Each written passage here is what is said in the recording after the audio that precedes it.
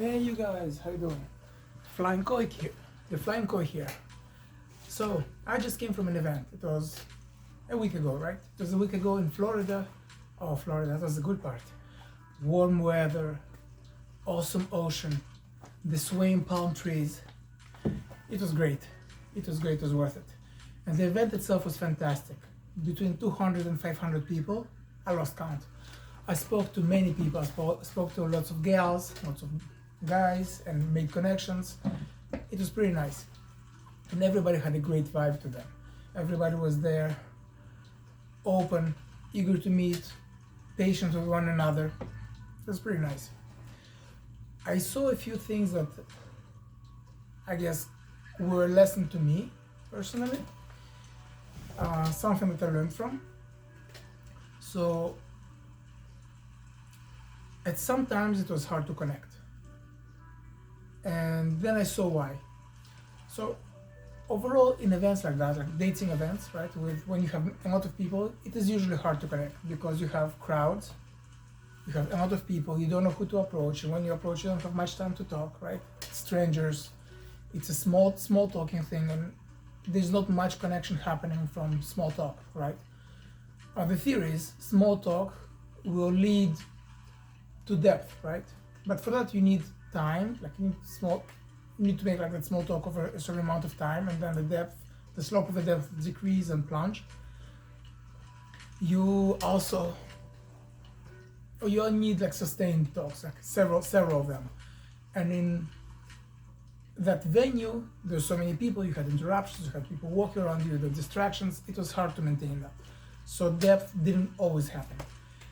And also, it doesn't really apply so much, but there's the culture factor.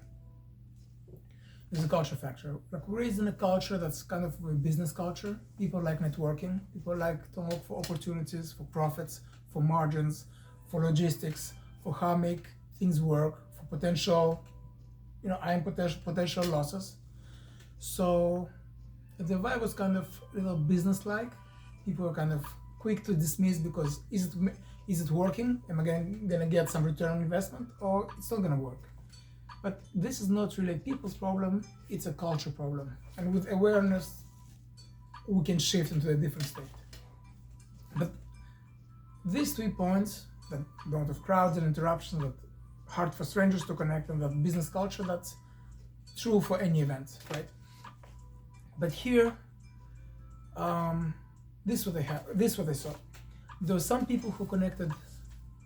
Obviously, some people had an easy time to connect. They were very likable, maybe they had good looks, maybe they had a lot of things going on, so people were eager, basically lining up to talk to them. And then there were the extroverts, and then there were people who were kind of introverted, or people who maybe felt they didn't have much to offer, so those had a little bit harder time. But then I saw some people who kind of those who didn't have much going on for them. Some of them were actually having a good time, were having good conversations. Again, I'm talking about my experience, right? And I didn't quite understand it right away, but basically on the flight back, when the turbulences hit, like nothing resets your brains like turbulence at 10,000 feet above the ground. You start praying, you start meditating, you start like philosophizing, you review your life, and that's when things kind of shook up and settled down, and I saw this pattern.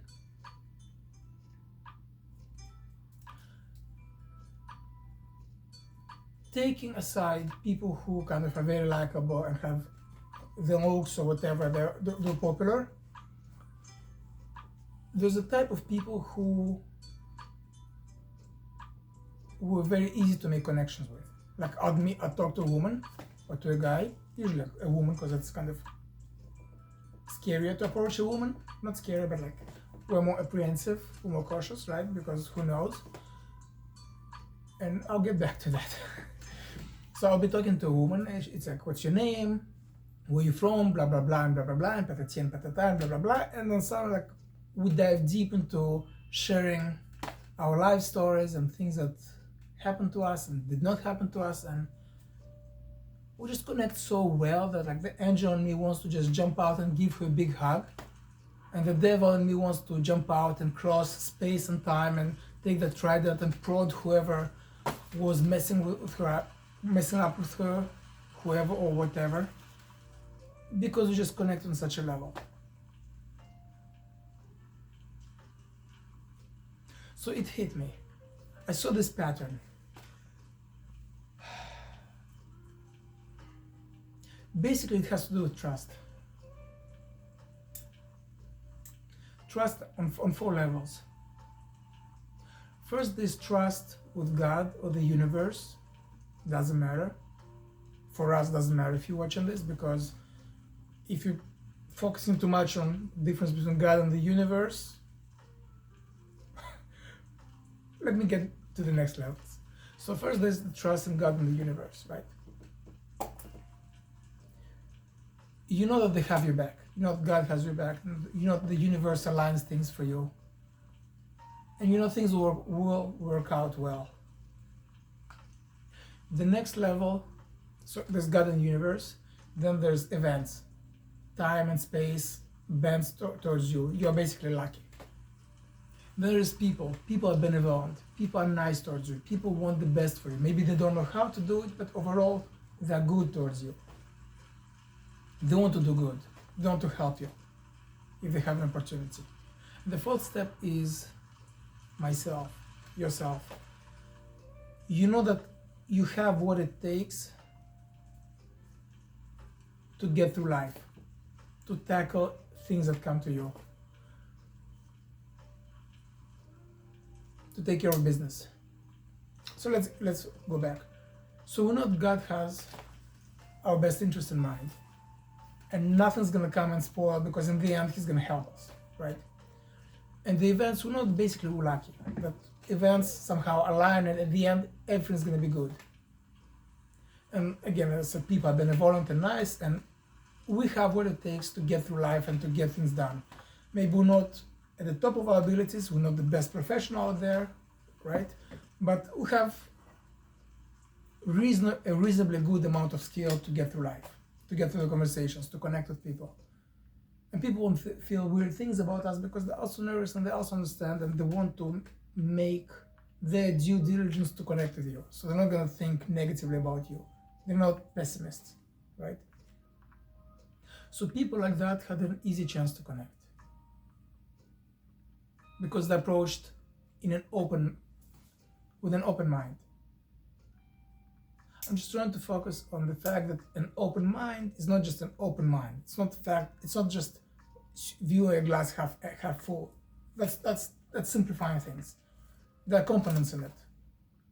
And then the other types of people, some of those people are quite pretty, quite handsome, and they had a harder time because maybe they thought the universe or God was working against them. Again, I saw all of these, just not in one person.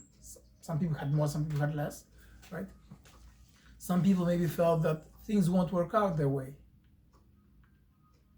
Some people maybe felt that the person won't like them no matter what they do. Or the person will interpret what they're saying and what they're doing in the worst possible way, and it's not going to work out. Why try then, right?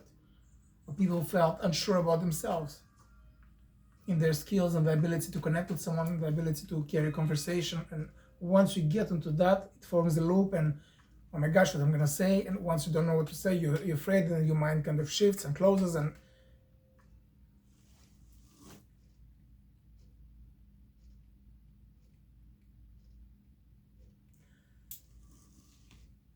so the trust pattern kind of stacks.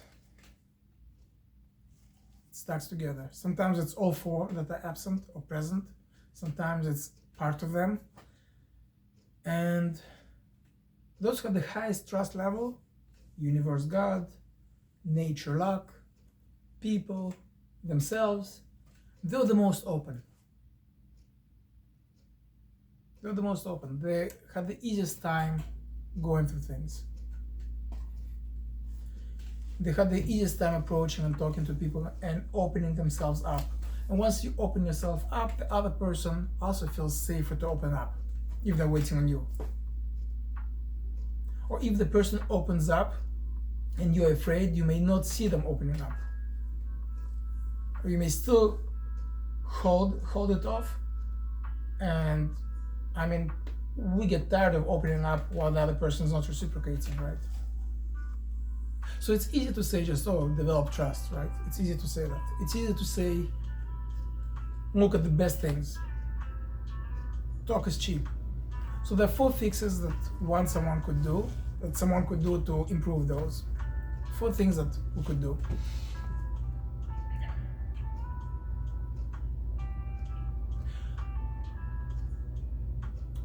When you face all of them at the same time, it's a lot. But when you divide those 4 steps and because how does it happen?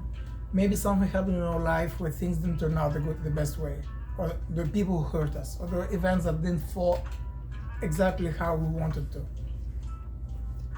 right?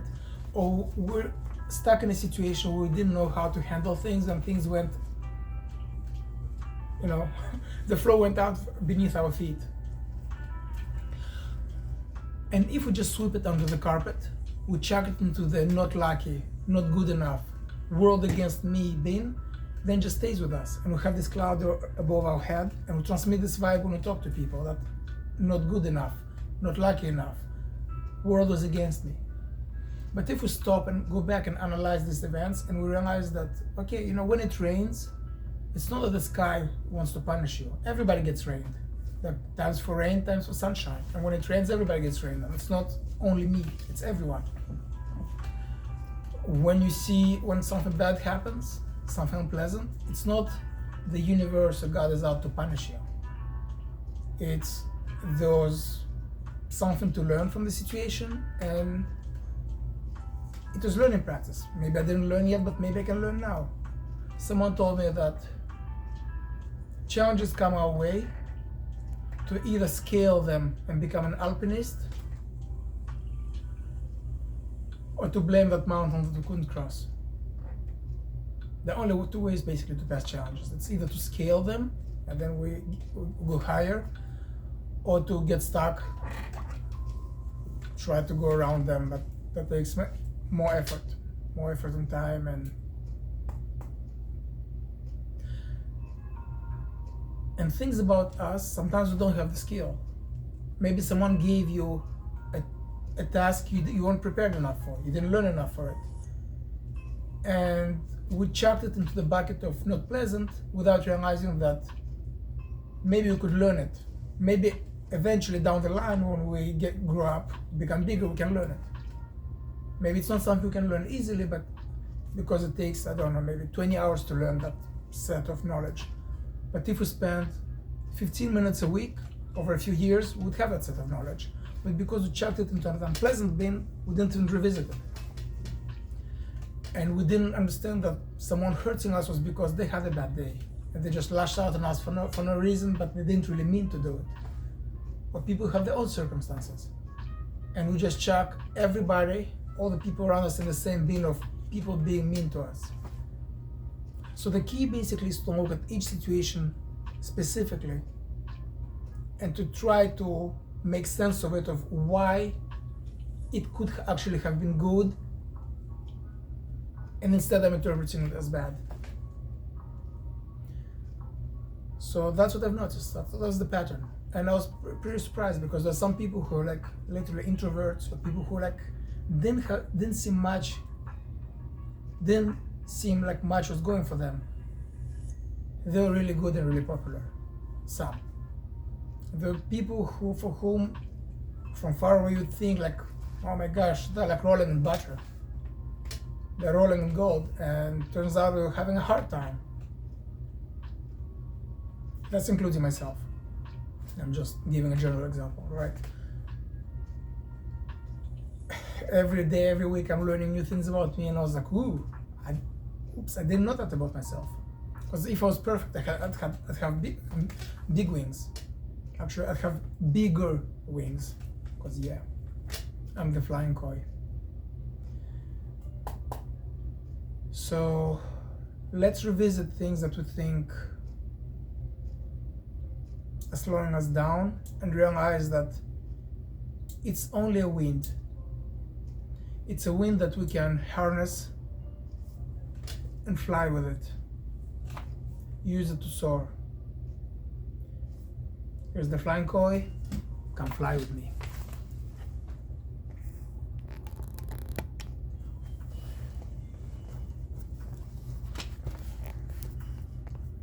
Stop. Stop. It's not stopping. Oh my gosh. What did the cat do?